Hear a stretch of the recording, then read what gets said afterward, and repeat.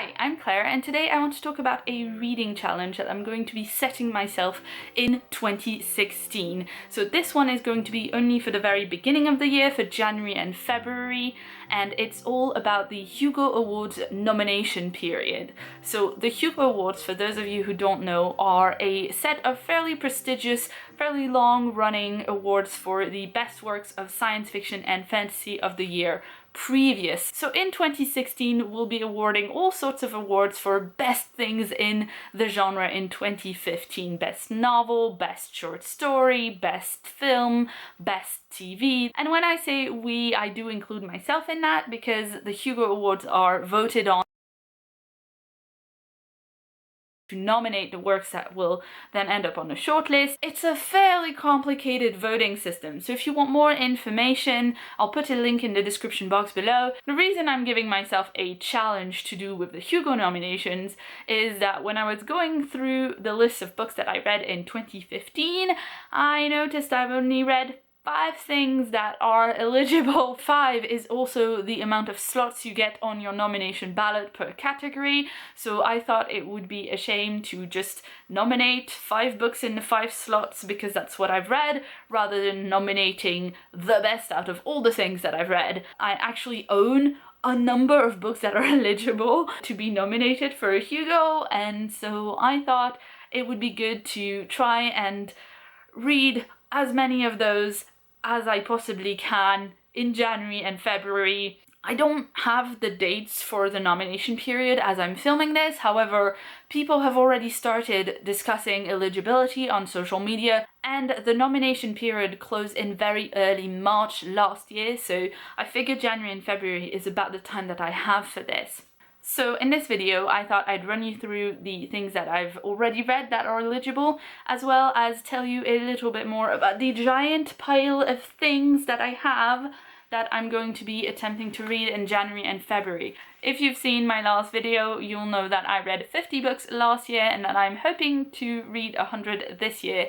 So this giant pile of books in 2 months is going to be no mean feat. And before I run you through the books, I have 2 disclaimers. The first is that this is all basically for best novel, because I don't read a lot of short fiction. I want to get better at it, but I don't really read a lot of it right now, and so basically I don't think that 2 months is enough to go through a whole bunch of novels, as well as trying to figure out what's out there and trying to read a lot of the shorts that are out there.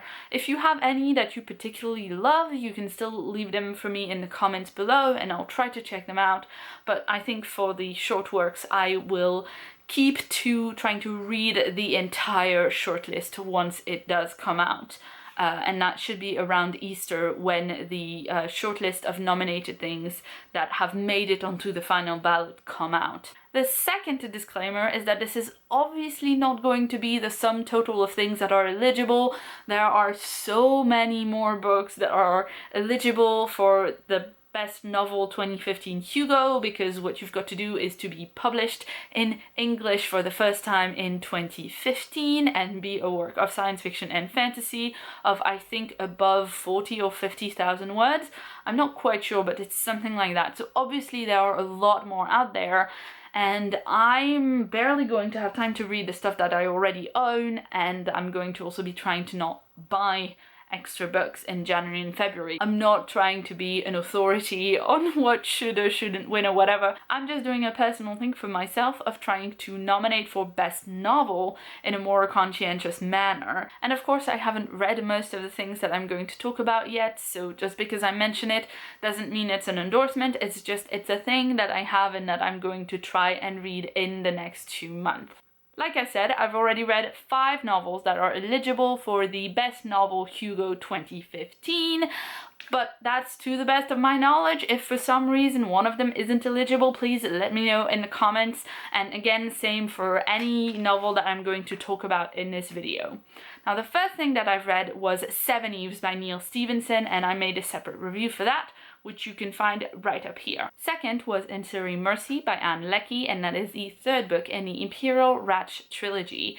And I talk about this one in my top 5 books of 2015 video, which I will also link right up here. And you can also click that to hear about my third book, The Long Way to a Small Angry Planet by Becky Chambers, and my fourth book, Of Noble Family by Mary Robinette Kowal, which is the fifth and final book in her Glamorous Histories series. And finally, the last eligible book that I've already read is Planetfall by Emma Newman, and I also have a separate review for this one, and it will also be linked right up here. So, onto the eligible books that I already own but haven't read yet. I'll try to give you a little summary for each one, but not spend too much extra time on each because there are a lot of them. First, we've got The House of Shattered Wings by Aliette de Bodin, and this is a fantasy about fallen angels in post-apocalyptic ravaged Paris. Then we've got Sorcerer to the Crown by Zen Cho, and this is a fantasy of manners about the first African sorcerer royal to be appointed to the court of England. Next we have The Vagrant by Peter Newman, and this is about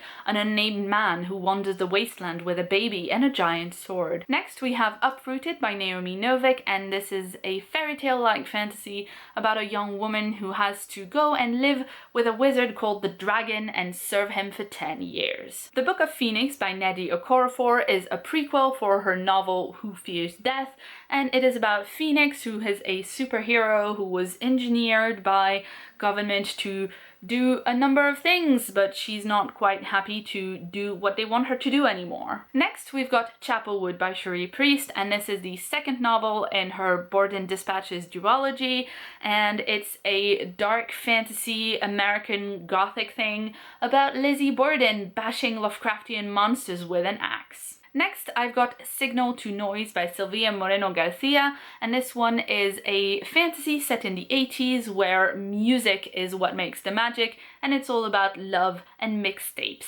Next, we've got The Shepherd's Crown by Terry Pratchett, and this is the final Discworld novel and also a Tiffany Aching novel, which I'm quite excited about. I should have read this much sooner, but I kind of heard about something that happens in it, and I don't really want to face it. And the final eligible book that I own in a physical copy is Carry On by Rainbow Rowell. This is a YA fantasy novel about a boy who goes to a magic school and he's the chosen one. He's terrible at being the chosen one, and he has a roommate who's a vampire and might be trying to kill him. I realize this really isn't the kind of book that typically gets nominated for a Hugo. However, it is eligible. There is nothing in the rules that says no YA, and I really want to read this book. I have a number of books in my giant pile that sound like they'll be a little bit grim and depressing, and I think it'll be lovely to be able to read something a little bit lighter and a little bit quicker. So those were all the physical books, but I've also got the audiobook for The Traitor Baru Cormorant by Seth Dickinson, which is a fantasy about a young woman who infiltrates the bureaucracy of the empire that colonized her people in order to take it down from within. I'm also waiting on a copy of Karen Memory by Elizabeth Bear, and I think that I'm gonna spend my next audiobook credit on the 5th season by Anne K. Jemisin, because those are two books that I really would like to be able to consider for this list if I can. As you can see, that's a lot of books, and that's a lot more than I normally get through in 2 months. So we'll see what I'm able to read through or not, but I really hope that I can get through as many of these books as possible so I can have a really wide pool to nominate from. I hope you enjoyed this video and that it wasn't too weird. Let me know if you have anything that you're trying to read before the nomination deadline, or if I'm the only one to leave it so late to get everything read. If you'd like to see more from me, check out the sidebar right here for more videos. And if you haven't yet, please hit that subscribe button for more videos from me every week. I've been Claire, thanks so much for watching, and see you soon.